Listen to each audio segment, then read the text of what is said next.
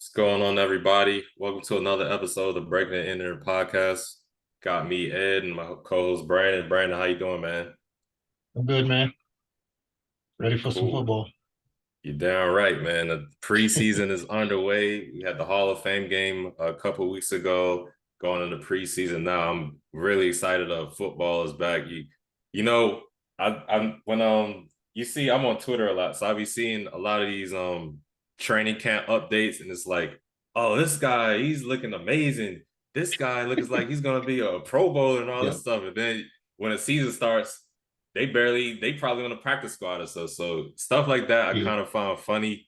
And it kind of like I don't know. We'll see. Is this guy gonna be like what they're saying he is or not? But yeah, I started to notice that more and more these last few years when off seasons and training camps get underway, how like people will start hyping up things that happen in training camp. It's like, yeah, we'll see though. We'll see what happens. for sure. But yeah, let's get into this opening drive. Ex-Raiders wide receiver Henry Ruggs, he was sentenced to 3 to 10 years after a plea deal in that fatal DUI crash. This is some crazy news. Texas minority owner Javier Aloya is facing rape and multiple sexual assault charges, and I believe they had a warrant out for him back in May, but the news didn't break of those warrants and his activity or alleged activity till a few weeks ago. I kind of want to talk about that a little bit later.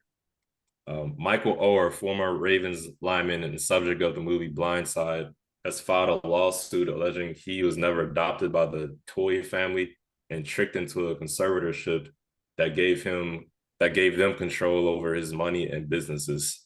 That's crazy. Yeah, And the Patriots, they expected to sign Ezekiel Elliott to a 1 year deal. See how that works out for him. I remember we were talking a little bit earlier how he was visiting with the Patriots. And I was like, oh Lord, watch they sign him and bring him back to a damn yeah, Pro Bowler. So I'm still kind of on that. I think they might resurrect his career, but we'll see. yeah. A couple of key things before we move forward. The Patriots. It's good to see somebody picked up Ezekiel Elliott, so we don't. The last thing we don't remember of him is that, that pancake he took. I forgot about that. You just said. Oh, I'm sorry. So hopefully Bill Belichick, at least he won't, at least he'll have one more good play in his career. You know what I'm saying? We never know how it's gonna go. You never know when you sign these free agents and these whether they get drafted, whatever, you know what I'm saying? But hopefully at least he'll get at least one touchdown or something we can remember him for besides that. And then with the with the Raiders, you mentioned the Henry Ruggs situation. I was watching NFL Total Access yesterday, the Raiders on Sunday. The Raiders played the Niners and they beat them 34-7. And Steve Mariucci was on there, Michael Robinson, and they was talking about Trey Lance, how he played, on the opposing side of the field. He looked pretty decent there for the Niners, by the way. And then Steve Mariucci goes, Aiden O'Connell, which is the Raiders' fourth round pick. I know a lot of people were high on him when they drafted him. He said that Aiden O'Connell will have a better career than Trey Lance. Now, mind Mm, you, everyone, if you haven't forgot, Trey Lance is going into year three. Okay. Aiden O'Connell, again, is a fourth round pick in the 2023 NFL draft and hasn't even touched the field technically in the regular season. And it gets back to that whole point of you saying that it's funny how, people be hyping certain players up and then you never hear about them again. So, yeah, it could be a Victor Cruz type situation where he goes off in mm, the preseason and ends up, taking, because we never know how healthy Jimmy G is going to be. We know that he wins games when he's out there, but we don't know how healthy he's going to be. He's likely going to be the number two quarterback. Based on the other guy I'm looking at is some guy named Chase Garbins. I don't know if anybody else didn't play for the Raiders. I don't know their whole backup situation, but it's looking like Aiden O'Connell will definitely be the backup. And again, uh, all depends on the factoring of Jimmy G's health because he's likely going to be the starter. That's the reason why they bought him there. But to see that he said that over Trey Lance, and I'm not exactly, um, if you remember correctly, I said that Brock Purdy will likely be the starter, and I kind of figured that Trey Lance would have been gone out of San Fran, and they was going to keep Jimmy G.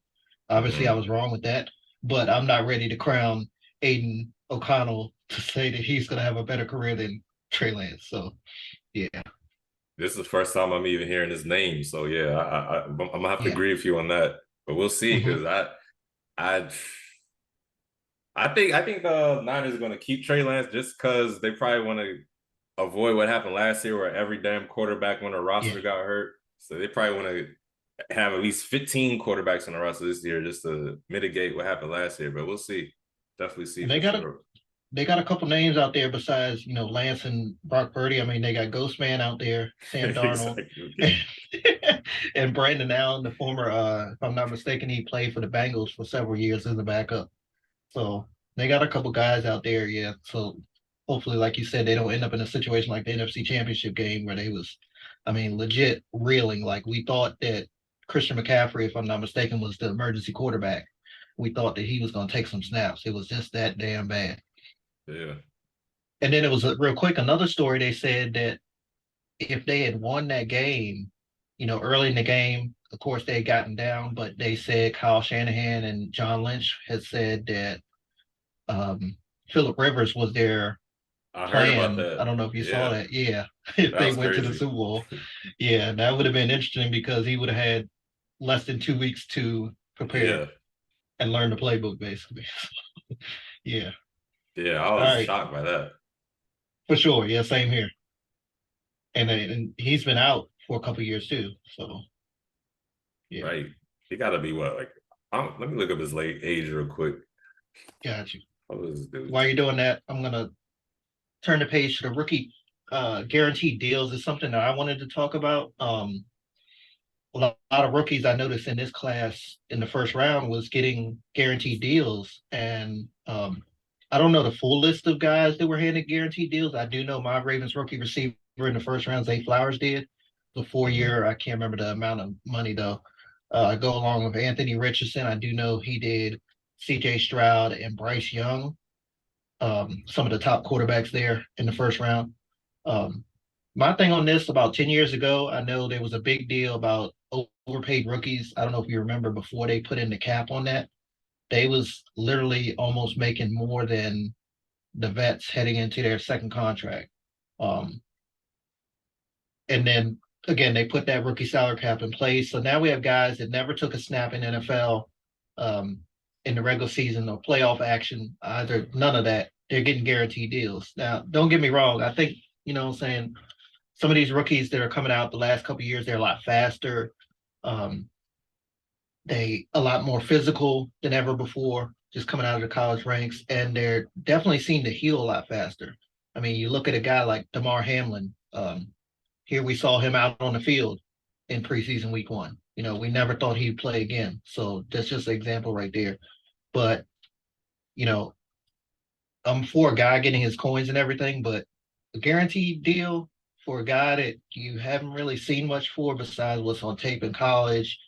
Um, Depending on when he signed the contract, you may have seen something in minicamp and just his demeanor, I guess you could say, is kind of wild. Again, especially when you had the fact of some guys playing in their fourth, fifth year or more and not even getting those second contracts anymore. I mean, look at a guy like Zeke Elliott. Yeah, some of his production has gone down over the past couple of years, but he also had a great start to his career. Mm-hmm. And he barely got signed. You know what I'm saying? We're what, a couple weeks into training camp. Excuse me, he's just getting signed. But I'm honestly surprised that the veterans are not more vocal about this. Because if I was playing in the league, I probably would. It's just I mean, I think about Zach Wilson. You know what I'm saying? Uh, I can't remember his contract was guaranteed or not, but you draft a guy, what, number 2 overall, I think he was, or 3, and now he's the backup. Obviously you get a guy like Aaron Rodgers, pretty much everybody's going to be a backup to him, but they had to get to that point because he didn't pan out the way that they thought he was going to pan out. So to think that you're paying these guys guaranteed deals and no matter what, you got to pay these guys is very interesting to me. What do you feel about this? yeah, I kind of agree with you. I think it's a lot of, I think when rookies come in, it seems like franchises, especially the front offices, they look at them like the new toy on the block. They're all impressed and interested by them. Like, I remember watching like Hard Knock shows, and it's always like that first round pick, or even I want to say like the first through third round picks. It seems like when they were on the field, they would do like a basic play or something. It's like, oh my God, look at this guy. He could be the future. I just think from my perspective, I think they see a lot more potential in these rookies than maybe they do in the vets.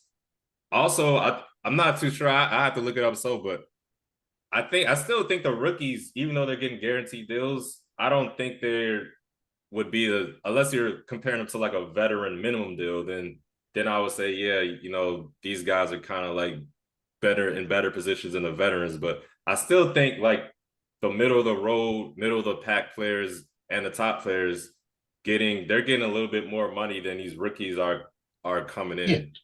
But the guaranteed money, I do kind of agree with you on that. But at the same time, if I'm kind of looking at it like people get paid, hey, more power to you. So I'm kind of on a fence with you. I mean, I do get it though. I do think that veterans, especially we're going to talk about this a little bit later, running backs, they're kind of looked at as not as important as they used to. And I can see how some veterans could have feel a certain way about this guy's coming. He hasn't done anything yet.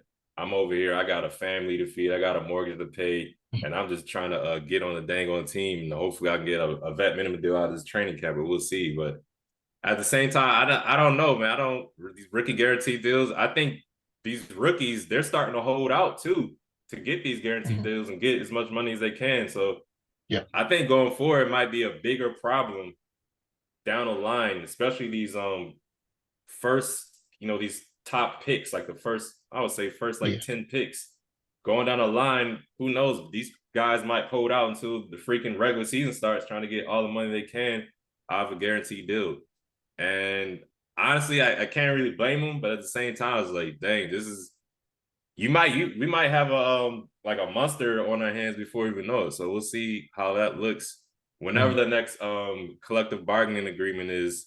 If somebody will get into it, honestly, I don't think the owners will mind too much, because I don't think they're gonna be, unless it's like, because I'm trying to think of who's like an NFL rookie prospect that comes out and you're like, oh, this guy's just gonna blow out the water. Maybe like Saquon Barkley, or trying to think of a you quarterback. can Maybe kind of say maybe Bijan Robinson. They was really high on him in this past draft.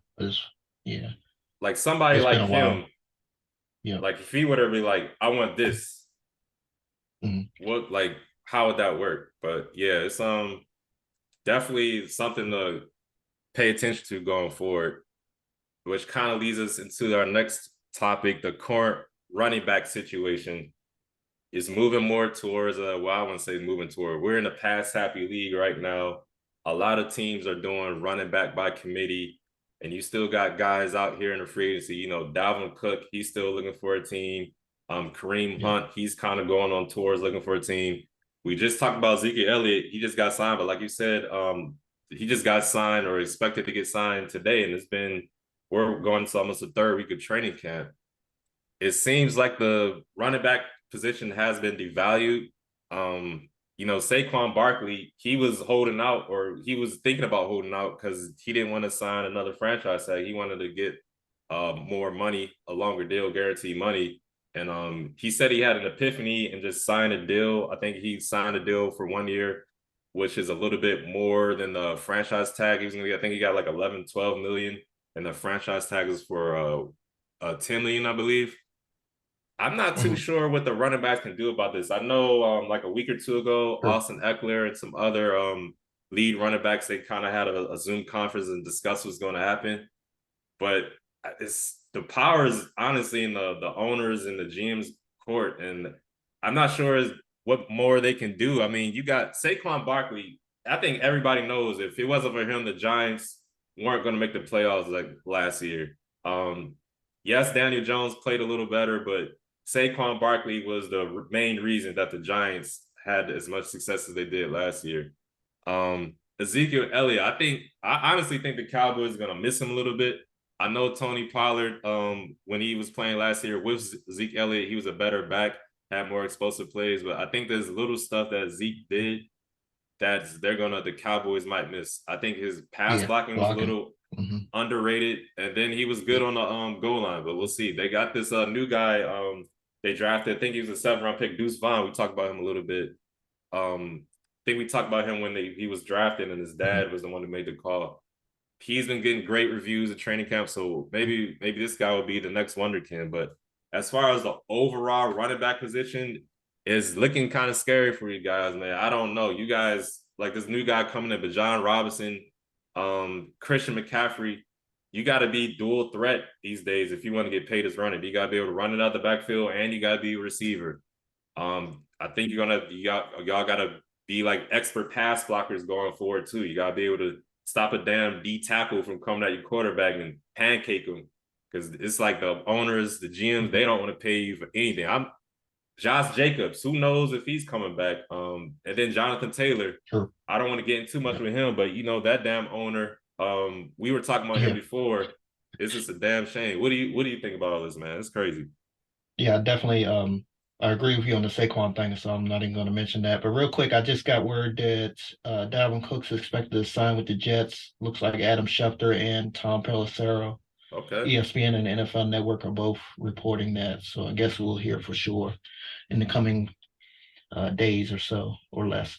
But Wow. yeah, I mean, this situation kind of sucks. Obviously, both of our teams have decent runners and really rely on the run, especially with the quarterback play. At least I know for us before Lamar Jackson, we relied on running back so much because we couldn't move the ball with previous quarterbacks, and we still rely on the run. And I know you all definitely have some talented guys there in the backfield there as well. So it's kind of touchy for us, right in our hearts. But as far as you mentioned the Indianapolis Colts and Jonathan Taylor, again, we talked about it last couple of days or weeks how the owner came out and basically said it was something like nobody will remember me if I die or if JT leaves the team, life goes on, something like that. It's not verbatim, but it was right there on Yeah. those tracks. But you know, my feelings on him. I think he's a clown, he's a prick, all that type of stuff. Great A. Again, it's not much that you can, in my opinion, what can you do if you're a running back? Saying if you hold out, they're going to get somebody else to fill your spot, and then eventually you're not everybody's going to get signed all in the same day. Saying those class of running backs that could use an extension. Eckler, you mentioned, JT, Derrick Henry, um, uh, even us with J.K. Dobbins. I know he's up for contract within the next couple of years. Just some of those guys right there.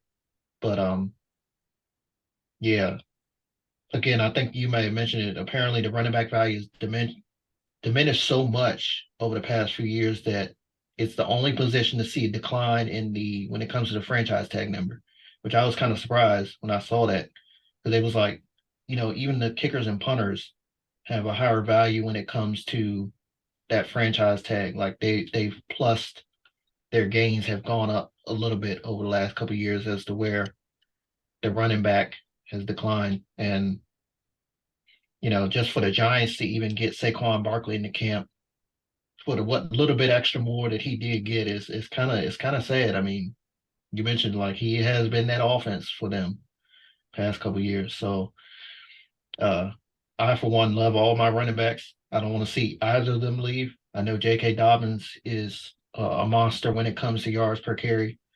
Um, uh, Edwards is a downhill runner. Justice Hill is our slasher. Say he can get outside and can outrun just about anybody. So I know the two backups probably won't get that amount of, that high end type money that the other guys are seeking, but it's kind of tough. It's like, what are they going to do? I'm saying? What can you do at this point? I mean, besides talk, Right. to me, it's not much else you can do. So Yeah. very interesting situation to watch. You got anything on that Dalvin Cook situation to the Jets? Yeah. I think that's gonna be a nice because they got Brees Hall. I think I want to say he got hurt towards the end of last year. Didn't play, but Yeah, he was on the Brees verge of rookie Hall, of the year. he was a I believe he was a rookie last year and he was having a Mhm. pretty good season until the injury. So I wonder how that is gonna play out. Like running back by committee. Your team's running back committee, but like you said, you had all those Mhm. players. I guess the Washington's kind of we got a B-Rob, Brian Robinson, and Antonio Gibson. You drafted Yeah. another guy as well. I think Antonio Gibson is going to be moving more into like a third down back type of role, but we'll see. But I don't know, man. I don't know what the running backs can do. If in my opinion, I think those guys who are in a position where they got to hold out, like Josh Jacobs. I don't know if Jonathan Taylor is exactly in the same position, but I know Josh Mhm. Jacobs, if I was him, I hold out too, because he was like, I think if he wasn't like I think leading he the led league the in league rushing, he in was rushing. like top Yeah. 3 in rushing. And the Yeah. Raiders, that's another team. If it wasn't for Josh Jacobs, they would have been shittier than they were last year. So And real quick, look at the Detroit Lions. Like, if I'm not mistaken, they let both their running backs go in free mhm, agency, and those guys were touchdown machines. When it came down within the 5 yard line, first, second, third, and goal, you knew what the Lions were going to do. And the Lions were like 30 points per game on offense there the first several weeks of the season when people, was just getting whiff of them starting to show signs of success. And it was, I mean, Jared Goff was out there doing his thing, don't get me wrong. But that run game, those running backs, you knew that they was going to score. And it was mind boggling to me when I saw that they let both their guys go in free agency. I mean, they did draft the rookie, I think high, I want to say seventh, eighth overall, whatever that top pick first was for round, them. which is But another thing that's yeah, rare. that's rare too. Yep. Yeah, But to think that they let both their running backs go and you're starting off fresh is kind of it's interesting. yeah, It's what else can you say? It's very interesting. yeah. We'll see if Jameer Gibbs, I think his name is, Yeah. what kind of production he'll produce in this first season. But like you were saying, like a lot of teams will think, oh, we can just draft somebody or let's get somebody off the wire. Like I remember Latavius Murray, they picked him up late in the season last year, and he kind of did all right. But you can't really just pick and plug a guy in and expect him to have the same amount of production as some of these guys that left, like Dalvin Cook. Alexander Madison's going to fill his role, but is he really Yes. going to be able to fill exactly what Mm. Dalvin Cook used to do? We'll see. Some guys were able to do that, but a lot of other guys weren't. So we'll see how the Vikings running attack will look next year without Dalvin Cook. And even the Cowboys, like Cowboys fans, been longing for what's his name, 20 Pollard to Yeah, get out Tony there Pollard. and get the ball more. But is he going to be able to handle that workload? You know what I'm saying? Um, I didn't watch very many Cowboys games, but again, I just go by what they say for the most part. And it's like, oh, they were ready to ship out Ezekiel Elliott early last season. Like they were Mm, done with him. So, I mean, what are y'all gonna say if old boy out there gets, if he's not as productive as he was in a backup role or as a guy that comes in like off the bench in a sense. So right. yeah. Yeah, definitely. Before we get moving, though, this episode is brought to you by Premium, a CBD and wellness company. Check out their full line of CBD infused products, which make great stocking stuffers for the upcoming seasons. It's perfect for athletes, weekend warriors, soccer moms, and even armchair quarterbacks. They have CBD infused honey, which is a personal favorite of mine, as well as tinctures and mint and regular flavor. Most importantly, they are veteran women owned, so come get some of this sweet temptation and taste the premium difference. Use code B&E for 15% off your order. Their website is premium.com. That's PREHEMIUM.com. Again, that's PREHEMIUM.com. And now let's get back to our show. So 9 players and coaches, everyone, they were inducted into the Pro Football Hall of Fame in early August. They include, forgive me if I get some of these names wrong, especially the older ones, cornerback Rondé Barber, head coach Don Coryell, linebacker Chuck Howley, defensive end, defensive tackle Joe Klecko, cornerback Darrell Revis, cornerback Ken Riley, offensive tackle Joe Thomas, um, linebacker Zach Thomas, and linebacker Demarcus Ware. I know you're familiar with one of these players for sure in the NFC East, just like I was one in the AFC North. How do you feel about this? Did you catch any of the speeches on in early August. Yeah, I caught some of the speeches. They had some good interviews during the Hall of Fame game. Apparently, the head coach Don Coryell, Joe Gibbs, came from his coaching tree. Okay. I couldn't stand Darrell Revis when he played because because that one he played for the Patriots and they won the Super Bowl.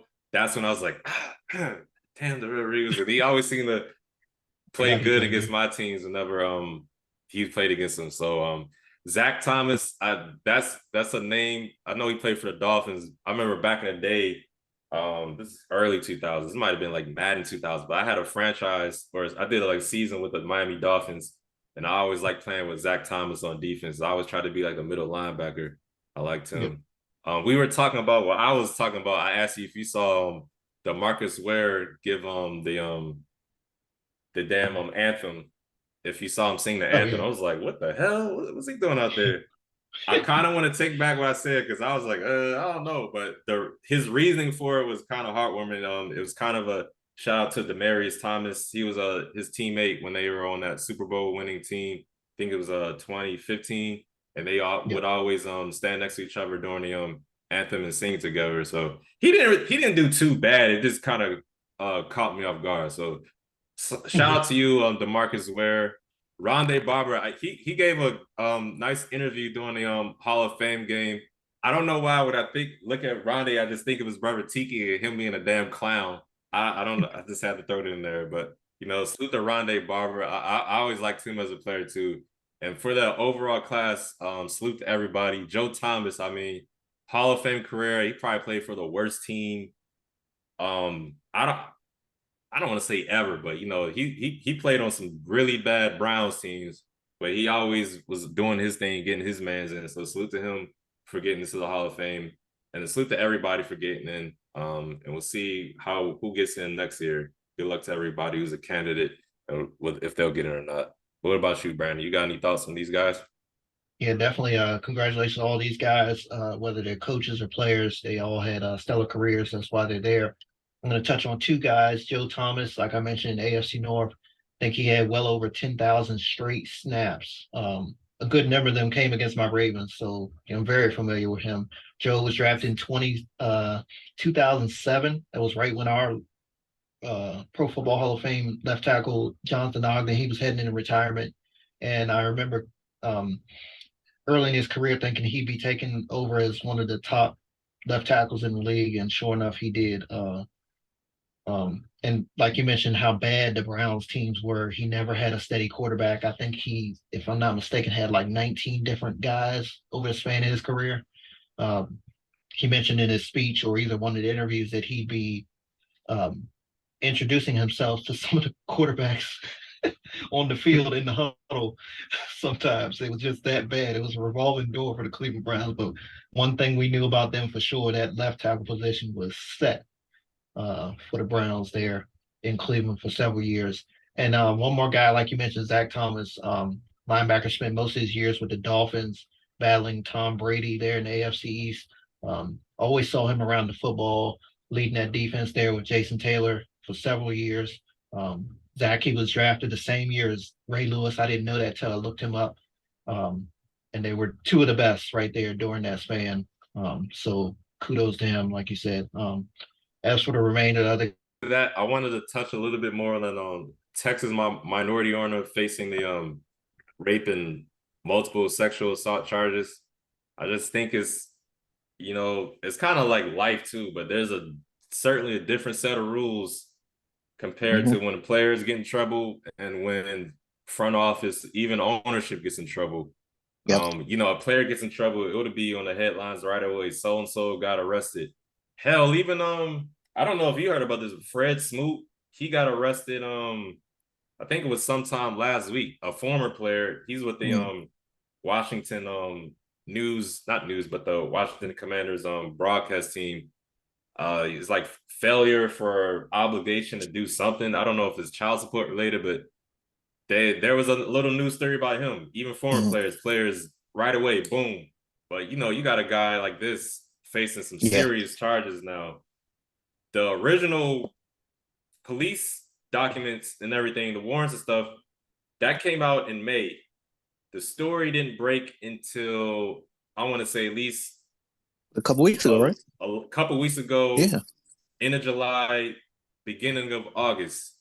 And I mean, it seems to be like this is the case for all the owners.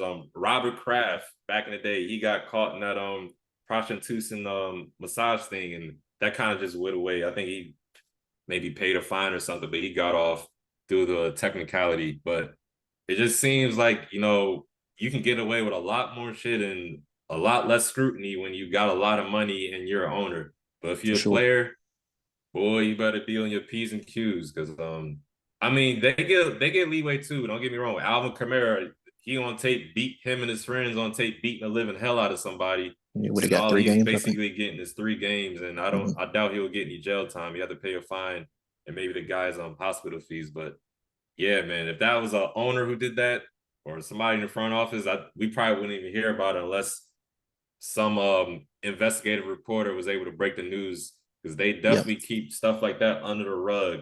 But players, they got to take everything on the chin. So I just wanted to point that out there and point out that double standard. And the rich, they can get away with a lot bit more than us regular folks can, even the players. Yeah. Sorry, I had to get off on that tangent. Preseason games under the way, man. I'm happy to see some football back, some regular NFL football. My Commanders, they played the Browns. There was a little bit of weather delay. There was storming in Cleveland. I like what I saw from Sam Hall. He had a nice little throw to Jahan Dotson for a touchdown. I think he scrambled around a little bit too. Hoping to see a little bit more of him. I think he caught a ball. Terry McLaurin, Scary Terry, everybody. Scary Terry, I think he might have a breakout year. I think either him or Jahan Dotson are going to have a breakout year. But let me chill out on I was about to start going off a Washington tangent. Excuse me there. I saw some other teams play. CJ Stroud for the Texans. I think his second throw was like an interception. I remember I tweeted out "Welcome to the big leagues" when I saw that. I think what's his name? The guy from Carolina, Bryce Young. He looked kind of good, man. I wouldn't be surprised if they made some noise like early. He looked sharp from what I just saw. Like he was getting the ball out fast. Maybe that's just the way they designed it. Like, do you see something, get it out? But he looked like he was ready to play. He didn't look like a rookie like deer in the headlight type. He was ready to play. There were some other games that I saw that I watched for a little bit. I tried to watch y'all game, but I missed the I know Lamar didn't play. I doubt Odell played. Did Zay Flowers play at all? Because I didn't see your game until like the second quarter, so I didn't get to see the starters play. Zay Flowers played. I didn't see any of our game. I was on travel. But, I heard Zay Flowers is looking really good. Mm-hmm. Which are for you guys. So yeah, I was trying to see him play. But yeah, did you have any thoughts on it? Did you check any preseason games? Anything catch your eye? I saw a few here and there, but just one thing caught my eye. Great to see Michael Thomas out there for the Saints. The Saints look really good with Derek Carr, by the way. But just to see Michael Thomas out there play and get up, you know what I'm saying? That's one thing I know on NFL Network, Steve Mariucci was saying, or I think it was Michael Robinson, one of them. Just haven't seen much of him over the past couple of years, so good to see him. And Alvin Kamara, obviously you touched on him, the fact of him a few minutes ago in a different subject, but we'll see him for the preseason before he'll have to sit out 3 games. Good to see him back out there as well. As for my Ravens, again, I didn't see much of that game. Do see my quarterbacks played pretty well besides the costly interception by Anthony Brown. Run game was fantastic as usual. But my only concern looking at the stat line, because again, I didn't see my game, so I'd have to go back and watch it, hopefully on NFL Network one of these days. Giving up over 100 yards on the ground. I never like when our defense gives up over 100 yards, no matter whether it's preseason, postseason, or regular season. It's just not that's not acceptable in Baltimore. So we walked away with a win. I can't complain much besides that. Speaking of wins, 24 straight. Yeah, 24 in a row. Crazy. But, could have sworn y'all lost. So I'm like, damn, they 24 straight. Okay, hardball. Damn. Yeah. Came close the other night. So got a big matchup the Battle of I-95 next Monday night. Subway. Yeah. So, but That's gonna be looking on at ESPN too, isn't it? Sorry. correct. No, you're good. Yeah, it's gonna be on ESPN. Looking at some of the other games, one that caught my eye, the Panthers got shut out by the Jets. But again, Bryce Young, everything I heard and the few snaps that I saw, he looked really good. CJ Stroud, I was watching the beginning of that Texans game. He had a tough outing. And I know they said that D'Amico Ryans was kind of like, as part of the process, this and that. But I'm saying I think that he'll be all right. Anthony Richardson, I think he tossed an interception as well. Had a couple big runs in there, ran over a guy on the sideline. So the rookie quarterbacks, they're definitely giving their team something to watch for sure. But the Chiefs, man, it don't matter when they playing, they always got a chance to win, man. They was down 17-0. I was around the house doing something. The score went final, and they came back and nearly won. Lost by 2 points. I said, this don't make no sense. And they always tend to play their starters too. It's like they know that they're gonna be all right. Home play. I was like that. Yes. Like every other big name quarterback and big name players, Aaron Rodgers ain't play, Lamar Jackson didn't play. Sure enough, Patrick Mahomes out there. But this Bengals thing just caught my eye too. I think Jordan Love if I'm not mistaken, played a decent game. Unfortunately, I don't have internet to go into the stat line right now. He did all right. But I know he's not your favorite. I mean, but I'm rooting for him. Yeah. I don't know. I don't know.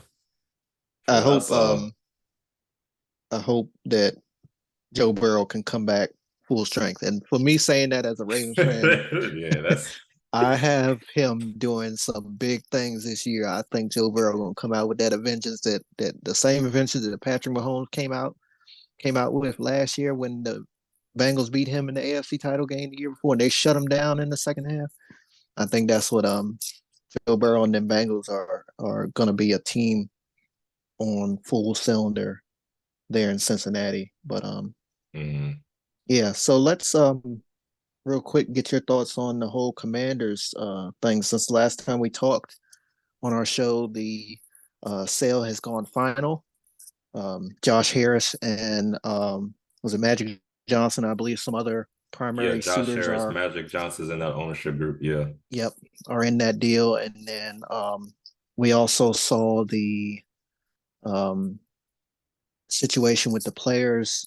Apparently had some strong thoughts, some concerns, I guess you could say, for their new offensive coordinator, one Eric Bieniemy, fresh off a Super Bowl title there in Kansas City, coming there. So how do you feel about the changing of the guard there? Number one. Number two, do you feel as if Ron Rivera is on the hot seat going in there with a new ownership group? And number three, how do you feel about that whole situation with the toughness thing, saying that he's hard on the players, this and that? Yeah, I think a cloud has kind of been moved away. A monkey's been lifted off the back with Dan Snyder and just his whole fiasco and embarrassment. Hopefully we can focus more on football. I'm hearing a little bit of news about a possible name change.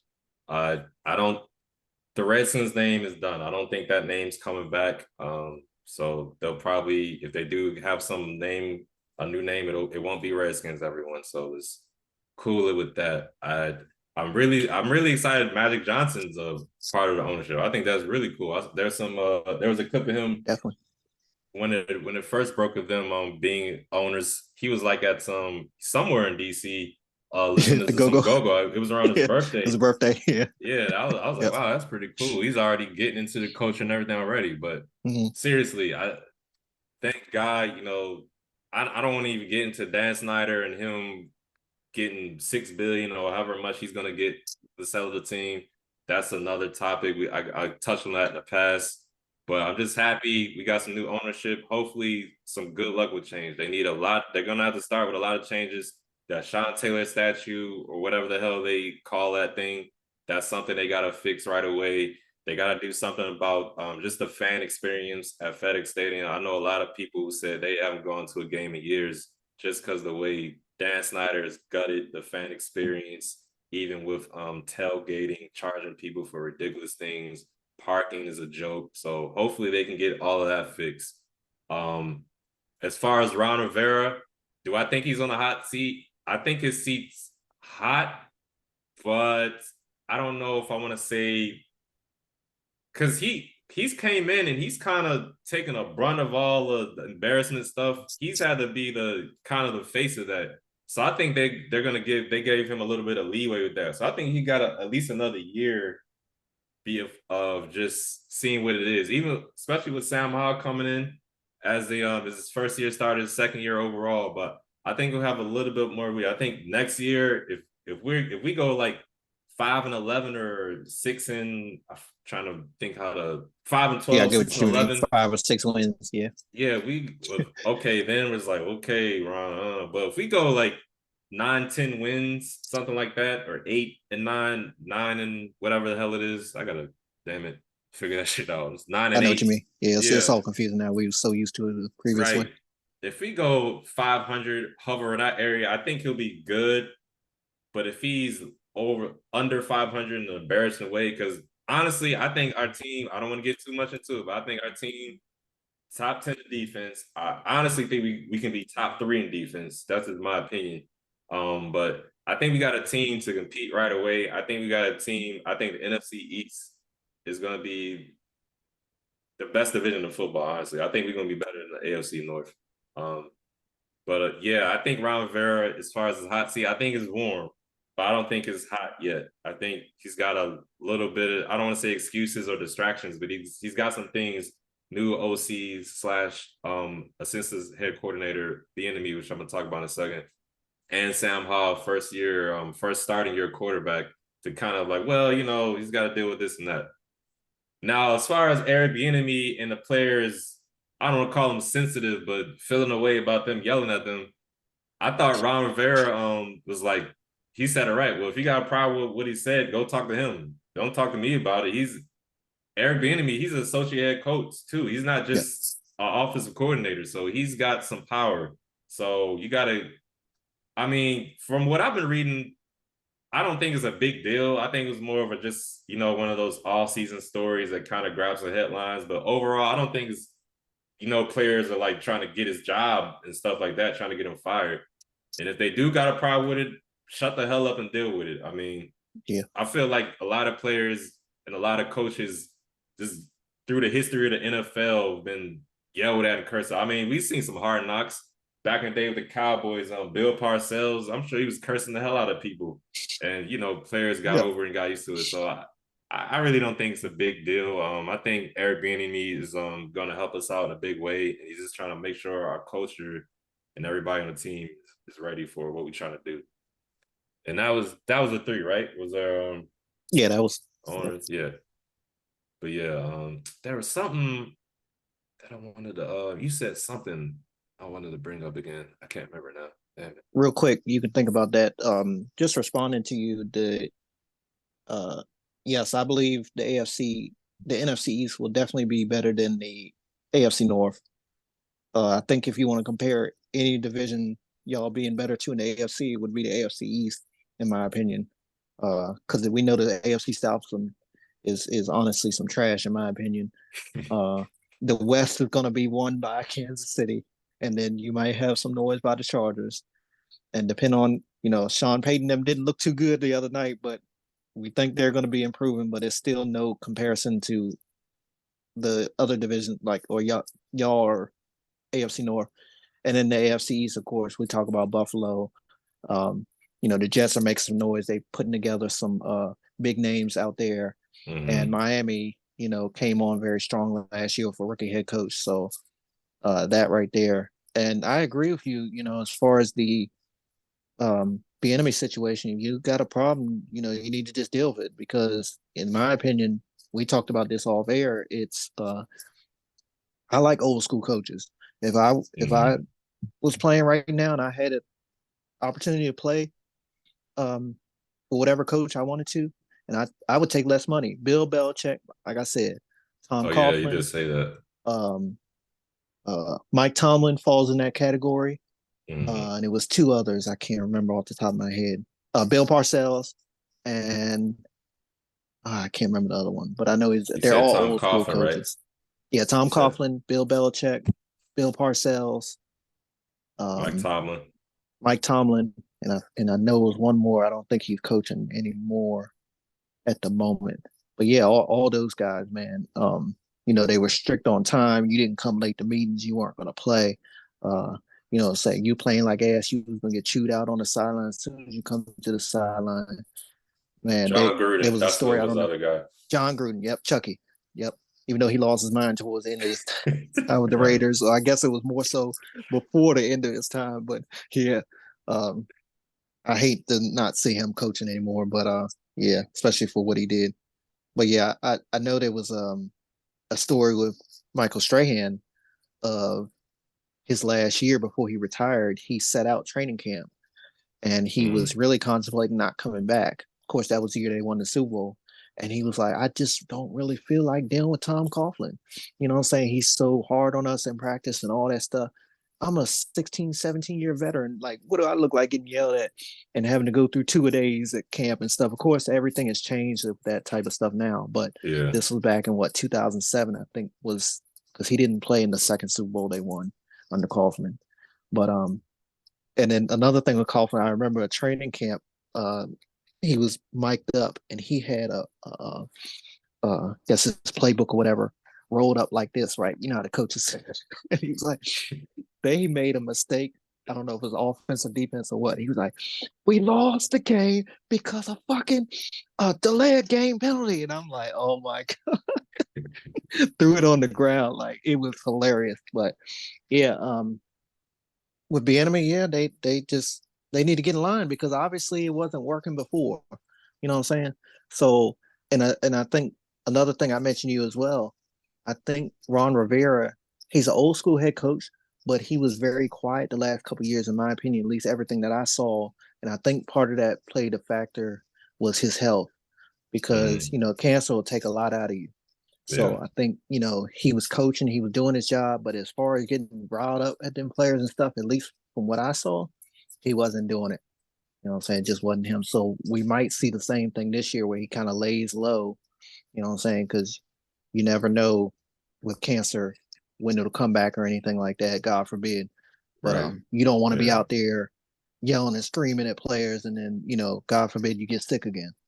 So you got somebody that's going to be strict on him. You got Jack Del Rio on defense. He's another old school head coach. And then you got Eric Bieniemy. Uh, let them do, as you say, the light work for you. So yeah. Yeah. Sure. There's a guy on the Browns, unrelated. Excuse me, I just thought of it.